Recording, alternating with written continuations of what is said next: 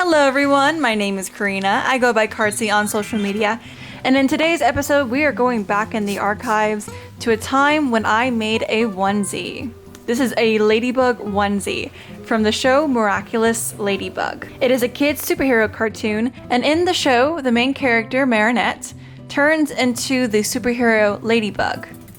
I really wanted to make the ladybug suit, but my problem was that it was a bit too tight for me. So as an alternative, I decided to make it a onesie. Now onesies hold a very special place in my heart, and that is because when I first began sewing, one of my first projects was making a onesie. The first one I made out of the wrong material, but then afterwards I started using polar fleece, and from then on I made like 7 onesies. I am not joking at all, I made 7 onesies. When I made the onesie in today's video, it had been about 4 to 5 years since I had made my last onesie. And I was very excited to make this because I saw it as a benchmark to see where I had gone from then to now in terms of my craftsmanship.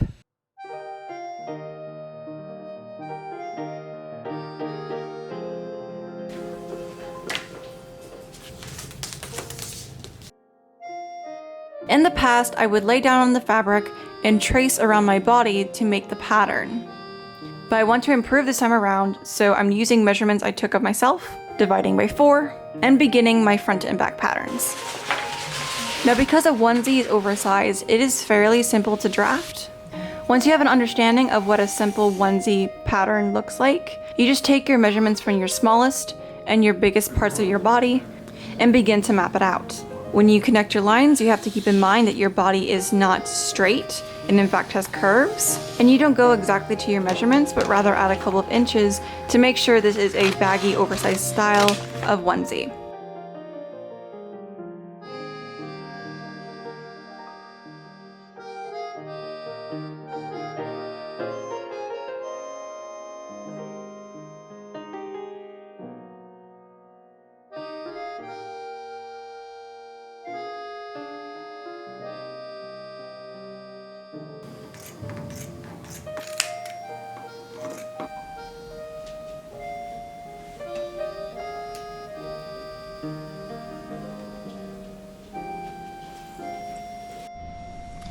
Okay, so I am currently staring at the back. I have just sewn that center back seam, and now I am staring at my reference and I'm going to figure out the spots.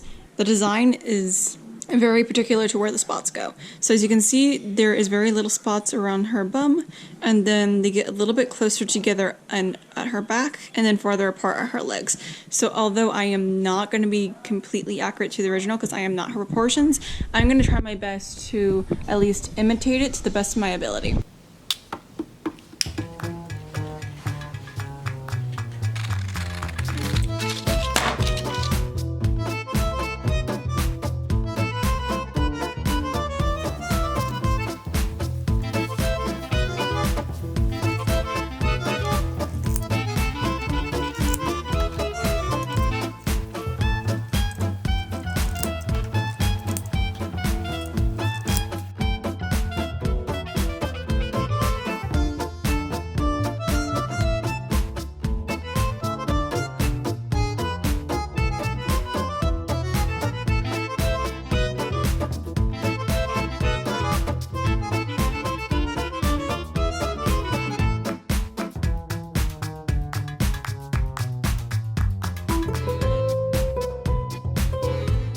To get the spots from one side of the fabric to the other piece, what I'm doing is I am putting one spot on top of the other, laying it down flat on top of each other, and then pulling back that top piece so that I have the spots symmetrical on both pieces. To sew on the spots, I use a zigzag stitch on my sewing machine, keeping the stitch length short, and I go all around each spot. And this makes the spots look like they were part of the fabric itself. One of the most difficult things to do was the front spots that go along the zipper. And this is because the spots have to be divided in two and then matched up on each panel when the zipper goes up. So I marked half the circle on black polar fleece and added 1 inch for seam allowance.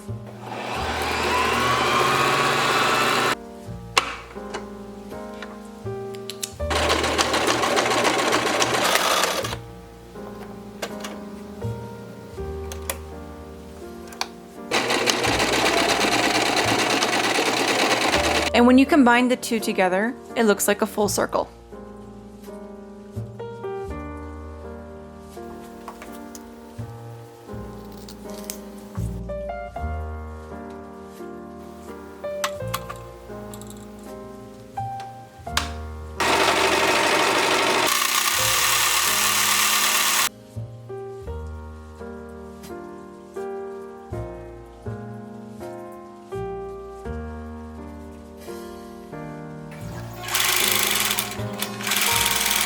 But I ran into a bit of a problem. As you can see, this spot was okay, but the other spots were slightly off, so I have to go back in and fix these spots for my own sanity. I've come to a point of contentment with the spots, so at this point I'm just going to start installing the zipper. Okay, so I've sewn in the zipper. I matched the thread color to whichever spot it's on, so whether it's on the spot or whether it's on the background with the material, and it goes all the way down, and I stopped right around here at this black spot. And I didn't continue it down because I had a little bit more room and I could have gone right here, but I didn't want to do that because I want to hide the end of the zipper as much as possible. And I thought the end of the spot was the perfect place to hide the stopping place of the zipper. And all I have to do is grab the seam ripper and reveal that zipper from underneath. Okay, I have installed the zipper. As you can see, it's right here.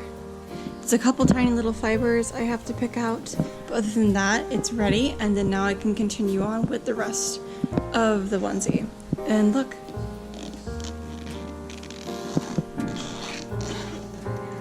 This is where it goes. So there's some things I want to fix. I have until tomorrow afternoon to get this done, so my goal is to finish this tonight. So this spot's a little bit off, so I put this right here to figure out exactly how off, and I have to take right here in and then remove that. So that's one thing I'm gonna fix. I'm also gonna fix right here on the zipper because it goes way too in, it swerved.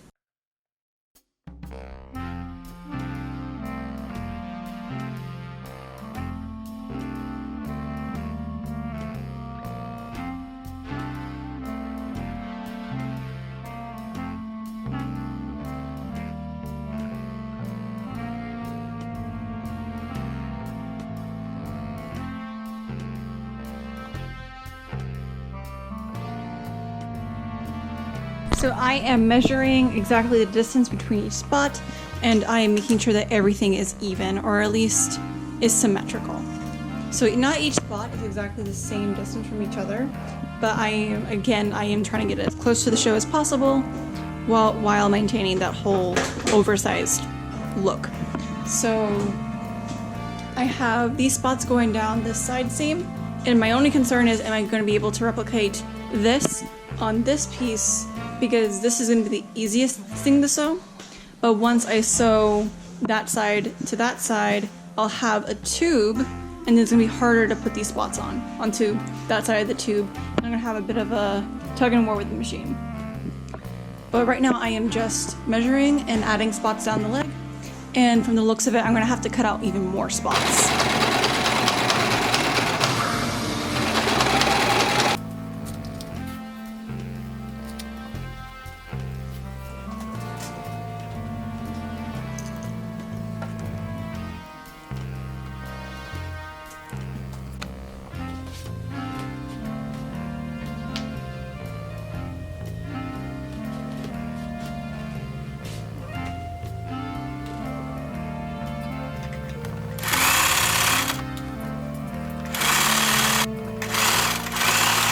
It was a struggle, but I managed to get the spots on the inside seam of the leg.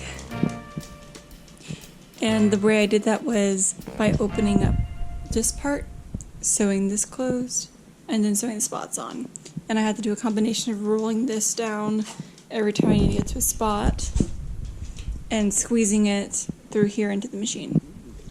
And I'm doing a similar thing here, where at the armhole I am going to be right below the armpit, seam ripping right over here to this spot so that I can lay out this sleeve flat and map out the spots.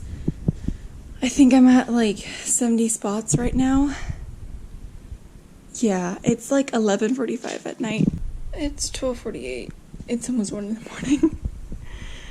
But what I have managed to do is all the spots are on. All I have left is to do the cuffs for the leg hole and then the armhole, and then do the hood. Okay, so last night I finished the onesie at 2 in the morning. But what I did add this time that was interesting was I added a little hole for my thumb. So I just have to make this cleaner, and then pretty much this whole thing's done. And without further ado, this is the finished onesie.